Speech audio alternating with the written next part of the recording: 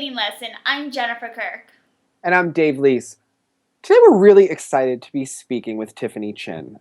The skating world is full of rumors and scandal and drama, and some of why we love it, but there is another side to that. And regarding Tiffany's career, there's been so much made about the fact that she had multiple coaches and that she had a very strong mother figure.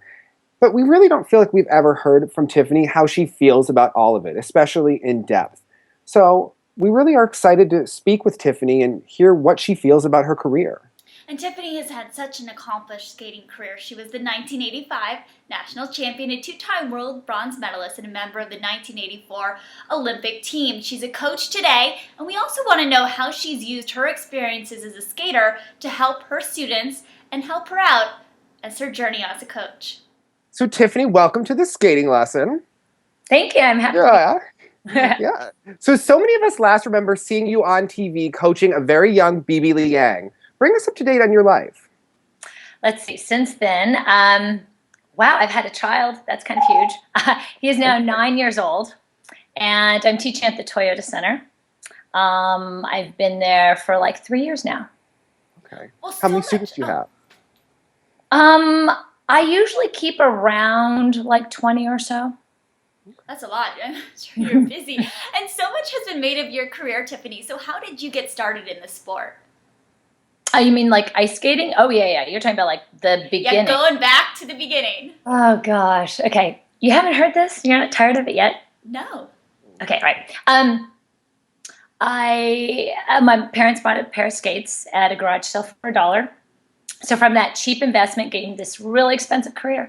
Just local rink, went out, tested it out. At the time, both my parents worked. So I had to convince my babysitter, who I was not necessarily terribly fond of, to take me ice skating. But she ice skated, so I went along with her, and that's how it all began. Well, growing up, what skaters did you look up to? Who did you idolize? At the time, the Olympics were kind of happening, and Dorothy Hamill, big. So of course I looked to that, and I remember playing ice skating on the floor. We would all, so I absolutely adored her. Okay. So you started very young with that pair of skates, the babysitter. How did you start skating with Frank Carroll? I started with Frank. Originally I was in San Diego, and I was skating with Wanda Gunter. And she had suggested that I take a couple lessons from Frank Carroll, who was in Los Angeles. So my mother had to make that trek from San Diego to Los Angeles, and that's, I think I was 9. Yeah. Wow. What were your first impressions of Frank? First impressions of Frank. He was very gentlemanly and nurturing and in his instruction. Okay. Well, when you trained with Frank, he also coached Linda Fradiani, and it was right before the 1980 games when you were skating with her. So what was it like training with a world champion every day? Well, it was actually really incredible to watch her prepare. I thought she was one of the nicest people I've ever seen. I mean, incredible. And I was just a little girl. I mean, hardly noticeable, and she would come through the bathroom, and she was always, and whether we were in the restroom or on the ice, she was really a role model. Always so nice, so kind. I didn't ever think that people could really be like that. She really was. Worked so hard, just amazing. It was wonderful to watch her. She was an amazing role model. Well, you and I know, Tiffany, that seemingly from this day that a young skater steps on the ice, there's this myopic focus on winning an Olympic gold medal. And Linda came so close, yet she suffered, unfortunately, the greatest heartbreak when she placed second in the Lake Placid Games. So how did watching her go through that impact you as a skater at all? Well, I mean, as you know, Jenny, we see that happen so much. I mean, Linda is a success story in my book. And I've seen so many amazing skaters become known or not so known. And so I think my view of champion or success is not necessarily just the Olympic gold. I really do see success in other things. I'm not sure if I'm really answering the question as you are asking it, but watching Linda train and do what she did, to me, I felt she was an example of a champion, of success, all the way through, despite the medal finish. She exemplified training and competitiveness. She was kind and she was competitive, yet I never saw any kind of malice or ill will on the ice. Very respectful, and I see this as successful. Well, it seems like Well, you see it as success. I just wanted to jump in. I was just curious because when Frank was on, he really talked about how upset they were in 1980, and that they were they felt robbed, or they were just very, like, their world had fallen. And I was wondering if you sensed that as an athlete, taking from the coach at the same time. When Frank came back to the rink, was anything different? Were things just the same as they were before? And this speaks to Frank, and it's a testament to him. No, as a young girl, I watched it, of course, but no, I didn't get that. He was always 100% in my lesson. There was never a conversation about anyone else other than me and my skating and what we were doing in my lesson. When, as Dave talks about Frank coming on the show, one of the things that he said was it was really difficult for him privately after Linda suffered that loss, but he said it was made better when you won the World Junior title the following year in 1981, and you were only 13 years old at the time, the youngest ever to win that title. So take us back to that competition. Going in, were you the favorite? What was the experience like, and how did that impact your skating career? Wow. It was held in Ontario, Canada, and it was my first international experience. So, I'm just kind of taking everything with equal weight, which is not always a good thing. The atmosphere has as much importance to me as, my first practice has as much importance to me. So that I feel is always very funny, looking back at my memory of that, and trying to discern the importance of everything and put it in perspective. But it was things that I remember the most. Remembering that everyone prior to myself every U.S. representative had won the junior world title. Not that there was pressure or anything on you. No pressure, because if I lost, I'd be the first one to lose. No pressure. Just had a lot of fun with meeting different people, skating, practicing. I was overwhelmed with how many competitors there were, that I couldn't see them all in just a few groups, and how long the events went. I was very impressed by that. And then really, really proud when I heard that national anthem. That was really, really different. You don't get that at a regionals or a sectionals. Well, one of the most talked about videos of your young skating is a clip on YouTube of you landing a beautiful triple axel. When did you start working on the jump, and what was the process like? Because it really hadn't been done to that point. Yeah. Oh gosh. Not great with dates, but I think I was like 14 or 13 and a half, right in there. And at the time, I was just working on a lot of new triples, and I had been landing a lot of them. I'd landed my triple flip, and I had landed some triple lutzes, and I had landed some triple loops. So it seemed pretty obvious that I should next be doing triple axel. And I think I've had a lot of really wonderful people help me with my development of my double axel. So initially, it actually came rather easily, although maintaining it was challenging. I mean, doing it that 10th time or 20th time or 50th time was much harder. Learning to do that was a little bit more difficult. Did you ever think of attempting it in competition? I did. I had been practicing it, oh my gosh, many times, at a international competition, Skate America, and successfully done it a few times, which is like where I think that video came up on out there on the web. And I think I was so watching everyone's reaction to what I was doing, kind of, they're like, whoa, oh my gosh, look at that little kid. She's doing triple axel, double toe. And I think I got overwhelmed. So I actually psyched myself out, actually. By the end of the week, I was doing nothing except just 1 or 2 triples. So So did you ever go back and do it again, or was that the Oh, last? I did. I was always like hitting him off and on.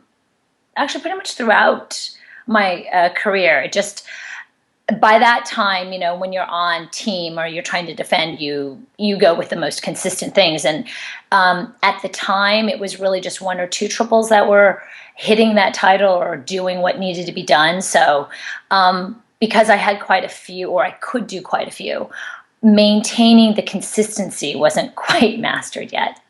Well, you are known for doing the triple flip, the triple toe loop, and the triple Salchow under pressure. You spoke a little bit about the loop and the lutz. How consistent were they in practice, and did you ever think about putting them into your competitive programs? No, I never thought about doing lutz or loop in a competitive program. Axel, I did. And I don't know if it just got too mental for me or what, but I would always make attempts, here and there in practices and stuff. But I think too much was on the line often.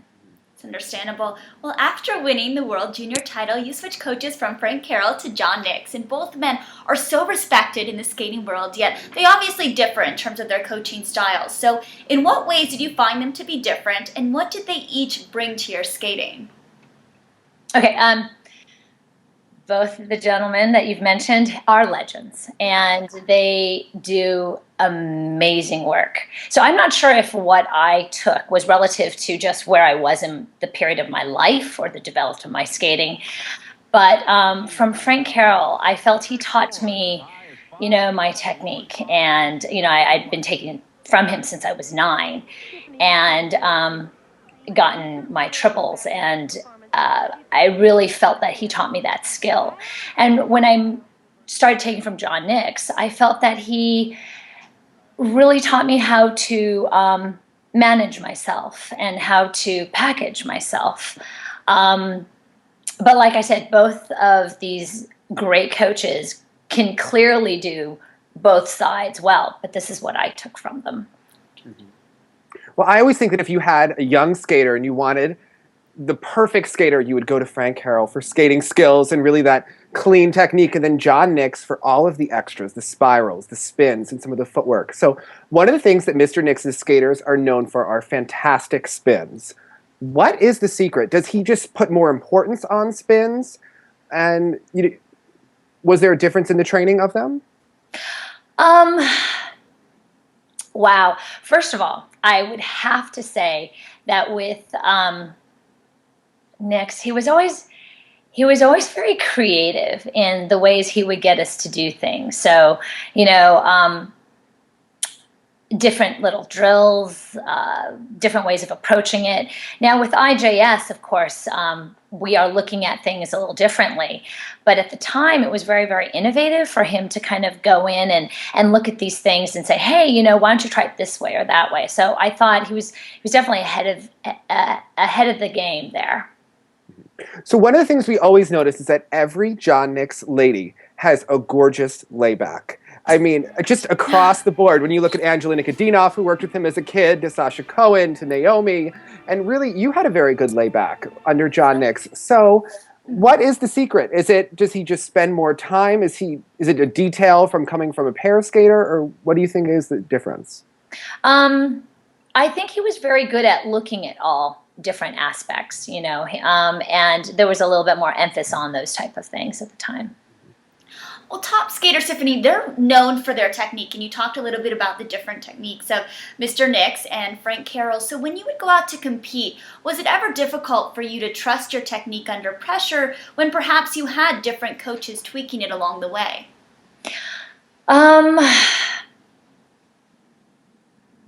I don't think so. I don't think I really had a problem with that. I think that what did happen, though, is after a while, there's a certain amount of, like, if it starts happening a lot, there's a certain reservation, at least I can only speak for me, that I had in terms of fully committing or fully trusting, just because I didn't know, like, how long this would be, how relative it would be for me. There was that, I think, issue, but I don't feel like I really had a problem with performing in terms of their technique. So are you saying that when a jump would feel off, you'd start to worry you didn't know how long it was going to be inconsistent for? Can you elaborate on that? Um, oh, I never questioned that it was a technical thing on the coach's part. I was, as a skater, I really did give myself 100% to the coach. And I knew that I could successfully I wouldn't have been with them for any duration longer than a month if I didn't see that I could successfully do a jump with them.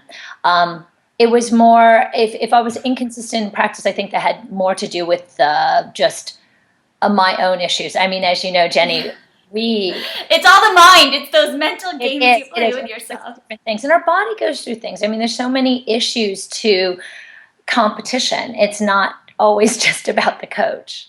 It really is. And we saw you struggle particularly with the triple sow cow during the 1985 World Championships and throughout the 86 season when you switched coaches to Don Laws. So do you think that was the mental component more than it was the coaching change at the time? I'm sorry, what? I said, do you think that was the mental component, like you're talking about, that it was more a psychological thing that you struggled with the jump? Because I know I had that on my triplets for years, than it was the coaching change at the time. Yes, I definitely think that was the case. I think that also, I mean, by the time I was with Don, I was only, I think, with him a year. When I'm talking about a year, it was year 2 from like a world to a world. So by the time you're really stopping any kind of a change, it's 6 months. That's really not enough time to, if real changes to be made, to kind of get in there and make that kind of grounds up. So I think it was the focus on what he really needed to do at that moment. And as you know, training an 18-year-old young lady can be a handful. It really can. We have a mind of our own on those teenage years. Well, you did talk about, with a handful of coaches during the pinnacle of your career, and you were really the first skater to do this in the mid-'80s, to have different coaches. So looking back on it, do you think that you were penalized at all by the media or the judges for your frequent changes? And do you think that it helped or hindered your success in the sport by having these different coaches and their input into your career? I haven't really thought about that from perspective. I didn't realize I was the first. I think there were a few people doing it, but it was more relative to that time. And, I came out at that time. I think skating in general was changing. It was moving from double axels to triples. So I think there were a lot of different factors. I think that, and as you know, with a skater, the mindset or even the development of a skater changes from double axels to triples, and then also changes and new factors introduced in your late 20s. So I feel like those issues were really my issues challenging me to perform, and less about coaching. But I quite honestly don't know. But as a coach, and reflecting back upon it, I don't know if I was really given the time, if real, you know what I mean, for these changes to be made. I don't know if it, in the minds of the coaches, if they had calculated out, like, if I know I have to do X, Y, Z in this amount of time, I'm probably going to limit it, because it is such a high-profiled skater. We want to make sure we get them out there skating successfully. And I do think that I was able to, with the things that I was doing, at least managing it, like whatever my program outline was, I was more or less hitting it. And I think that the errors were really to do with my own development than a coaching issue. Got it. Mm-hmm. Well, you competed at the 1984 Olympic Games as a fairly young teenager. Now, many argue that your 4th place finish was far too low and likely due to politics at that time. Do you ever feel, looking back, that the judges held you down in Sarajevo? I felt that my placement was fair and relative to the competitions at that time. In fact, if you were to look at just competitions in general at that point, it was extraordinary for someone to come from 12th in figures all the way up to a 4th placed overall finish. I think it was rather unheard of. In addition, I think it was rather unheard of to have your 12th placed in figures be 2nd in the short and 3rd in the long program. So I was really excited about that. Watching those performances at the 1984 Nationals and the 1984 Games, they were really some of the best of your career. So looking back, do you think you may have peaked as an athlete in the 84 season? Absolutely. Technically, for sure. I think that, and we now know this, it's so much easier for one of these young bodies to turn around and perform these triples. And being that I think, as you had mentioned, one of the first to kind of do so many, the whole training of how to maintain multiple triples was not quite well developed, So what is that training that you talk about? How has it changed over time? Oh, I definitely think in today's day and age, we see so many more people doing it. We have learned how to get them by a certain time or certain drills off ice, on ice, consistency issues, how to talk about the mental aspects of rest and all these types of things. I think that helps towards maintaining jumps. So when you were training, what did your off-ice routine look like?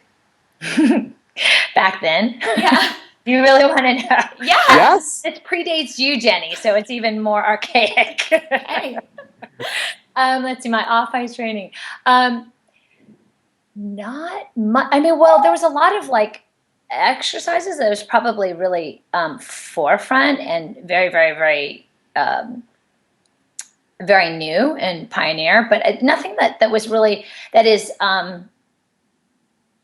falls neatly into a category. It would be a little bit more like being educated about muscle alignment and that type of thing. Of course, for a young person, it was overwhelming, and I didn't see its application to on ice, and that was not necessarily bridged well. I did understand certain aspects, but like I said, it wasn't quite connected to the on ice. I think that was missing. Well, you talk about your development, and you competed during the era of figures. So you were 12th in the figures in Sarajevo. Do you feel that you were good at figures? Do you miss them being a part of the sport? Or how do you feel about the fact that, figures are no longer a part of skating? Well, figures, yes. Yeah. We spend a lot of time on those things. And I did enjoy it towards the end, but I will point out this. I was 12th that year in figures. And then I think the following year I was second. I don't think I improved that. Yeah. You must have worked really hard on those figures for those. Yeah. Well, you talk about how much easier it is when you're younger and things that change. Well, one of the things that changed after the 1984 season is that Elaine Zayak and Rosalind Sumner's retired, and you became the odds-on favorite to not only win the 85 national championships, but really take on Katarina Witt to win the world title. How difficult was it to handle that pressure of everyone saying, Tiffany, you're the one, you're going to do it this year, right? You're going to be the national champion, the world champion. How much did things change? Oh, it changed a great deal. And I think I was very good at listening. And of course, that, so if it's like you need to do X, Y, Z, that was really easy. But the minute the focus was like, okay, perform, be the leader, the champion, that was much, much more difficult. And I think I knew what I was supposed to do, but it didn't quite feel so comfortable. Did you still enjoy skating once it moved from, climbing to being the champion? Not so much. Let's see, it's like I felt like every step was dissected, so it didn't feel so natural. It didn't move as fluidly. Okay.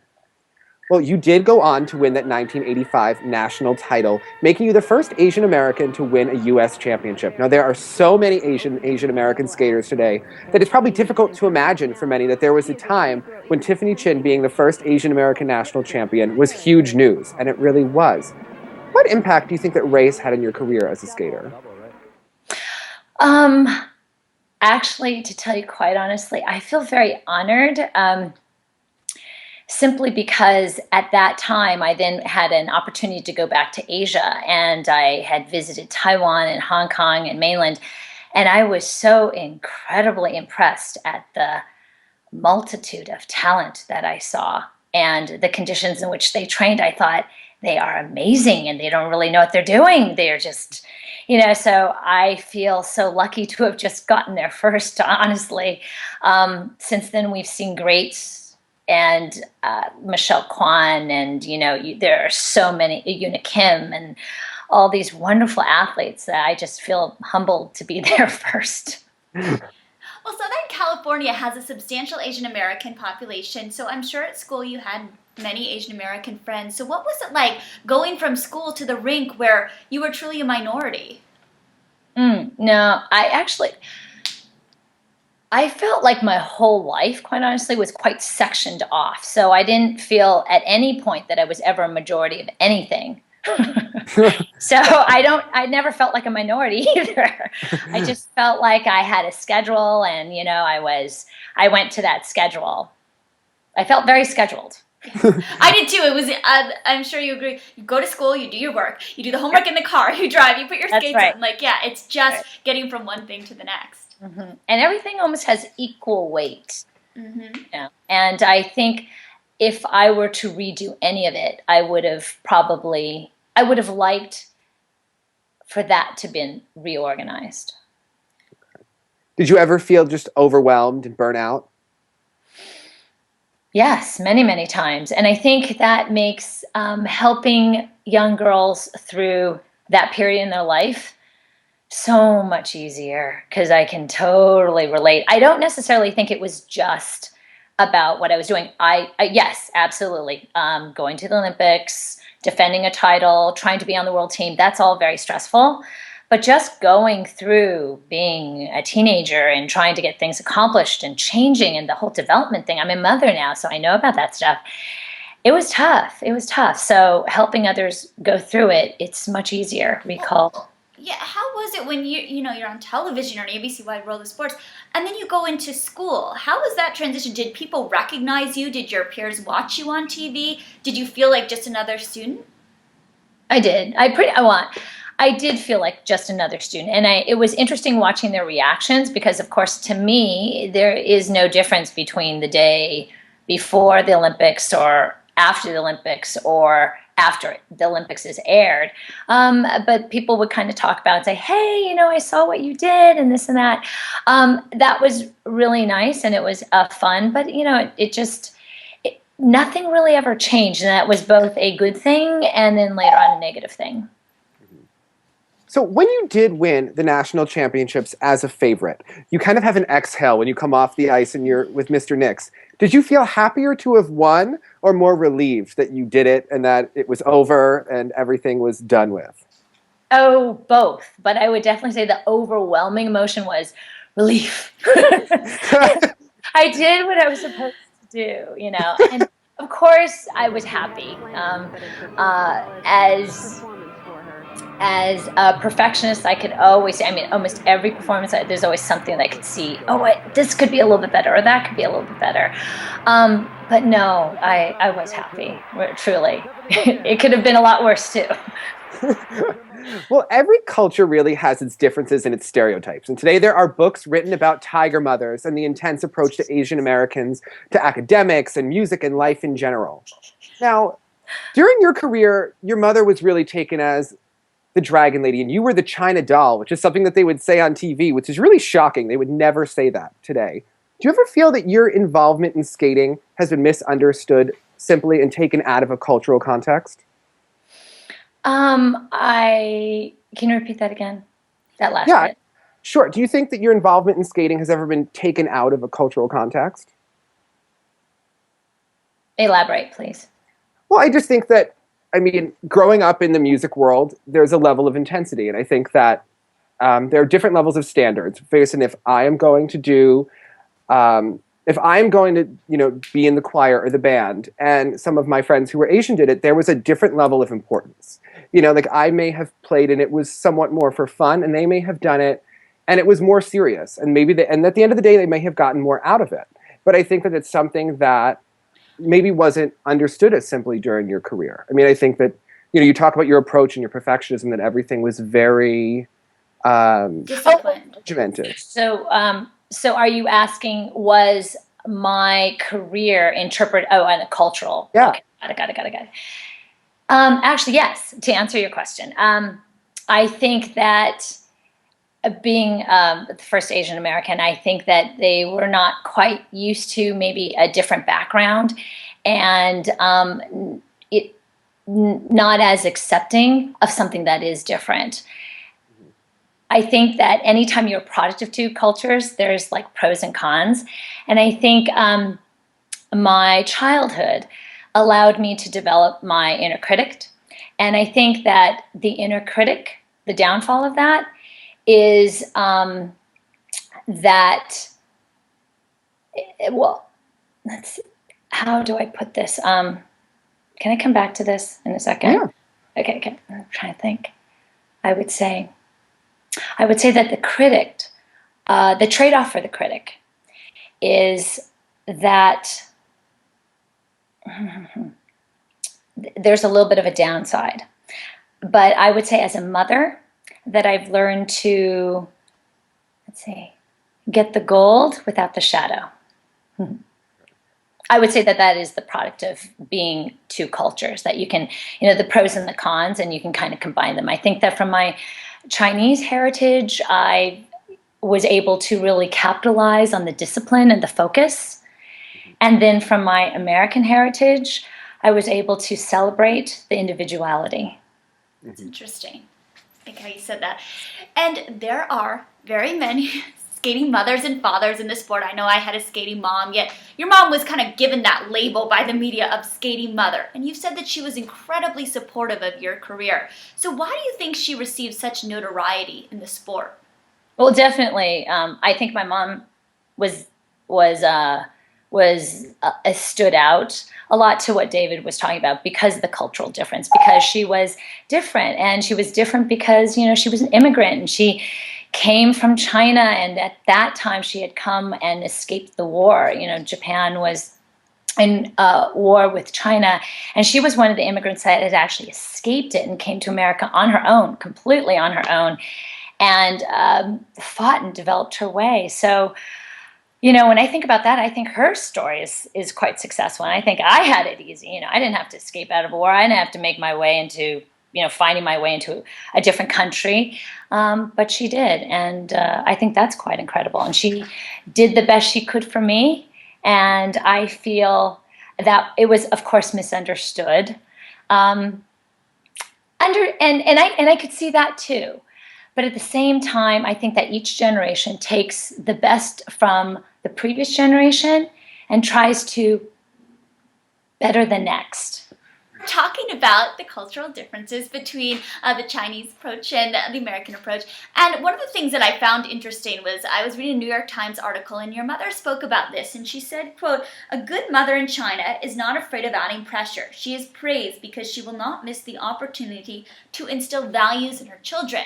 So what is the difference between the Chinese approach to parenting and the American approach to parenting? And did you ever feel that your mother added too much pressure during your career? Okay, I understand that.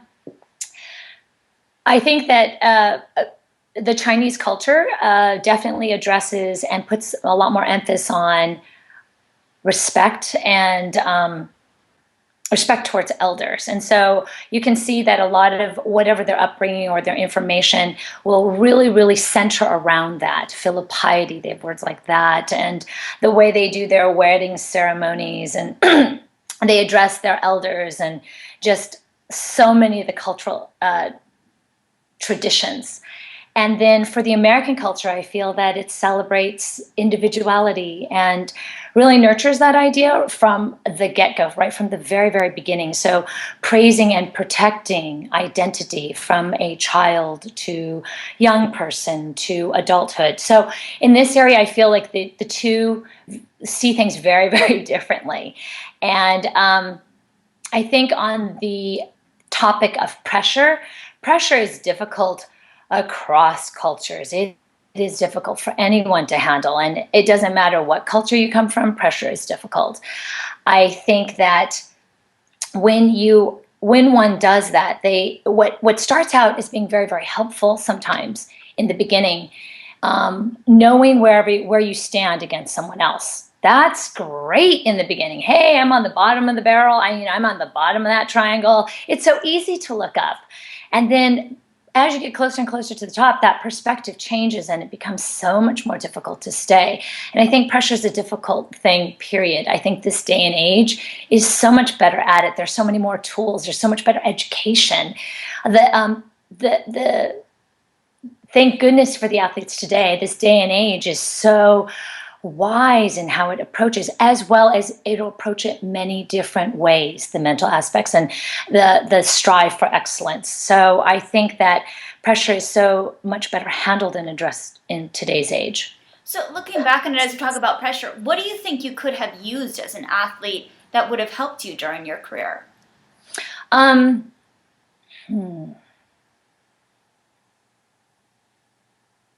There's quite a few things that would have changed in my career, but you don't have that magic wand all the time. And in thinking about it even further, I don't know if I would remove all of it, because how can you remove something and then have it not affect other things? Like, as we know, Jenny and David, any person who succeeds also on the heels of or the pains of their falls. No, I mean, a simple question would be, who falls the most?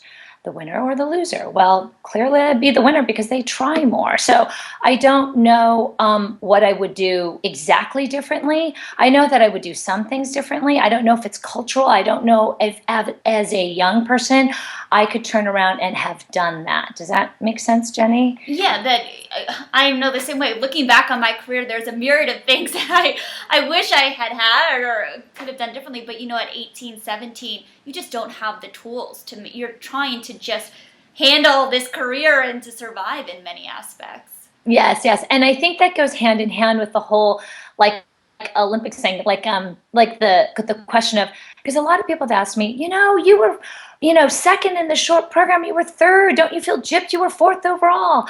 But at the time, I was 12th in figures, and it was amazing. Like, oh my gosh, the kid in 12th in figures was second in the short. That's not been done. That was favoritism. Blah blah blah. How could they put that over the national champion? I mean, it was controversial at the time, and I was rewarded for what was going on at that day.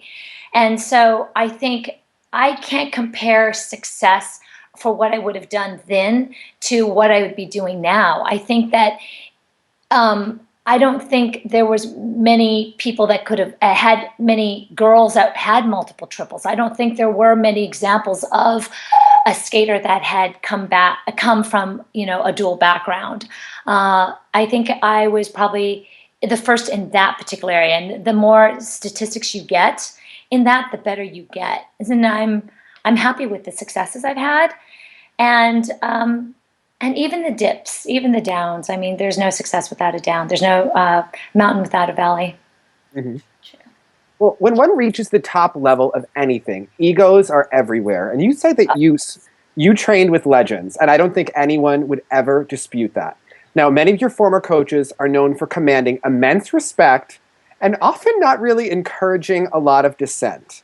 Now, you had a very strong mother who really studied your skating and knew your skating very well. Do you think that ego ever played into the fraying of relationships between perhaps you and your mother and your coaches? Perhaps maybe she would question them and they weren't perhaps used to that? Oh, yeah. Yeah, it was interesting. My mother was very confident in herself and spoke her mind freely. And I actually really respected that. I think that for an Asian woman, it's really important. Most Asians are very submissive, and it's in our culture. We're kind of taught that. So for me to see my mom, for me personally anyways, to see her voicing her opinion has been wonderful for me as a woman. But to be a coach to that, oh my gosh, has got to be a nightmare. I'm a coach now. I could only imagine. but it was interesting. It was always very interesting for all parties. For my mom, like, I can't believe it, these concepts that these coaches are asking. And then for my coaches, like, I can't believe it, what this parent is asking. And for me as a skater, it was interesting. It was always interesting. How was it as a skater, though? Did you ever feel like you were stuck in the middle of you're in a lesson with a coach and they're telling you to do one thing, and then maybe your mom is telling you something else? Was that ever a tough situation for you to be in? Yes. She was never necessarily in my lesson, but I would definitely say very active in the training. And I think, ironically, what had helped me in the beginning became a little bit of a problem towards the end of the career. And this is where it becomes, I think, very, very difficult for the current parent, because I think I know how they feel, because I would imagine, if it wasn't, I'm projecting onto now what I see happen a lot in today's parent for a skater. Like, oh, if I didn't see this, I couldn't have gotten them to this coach, or if I didn't see that, this wouldn't have happened. And although that is all well and true, at some point you have to make a decision and commit to it, because if you add in too many colors, it becomes a big puddle of brown. That's a good analogy.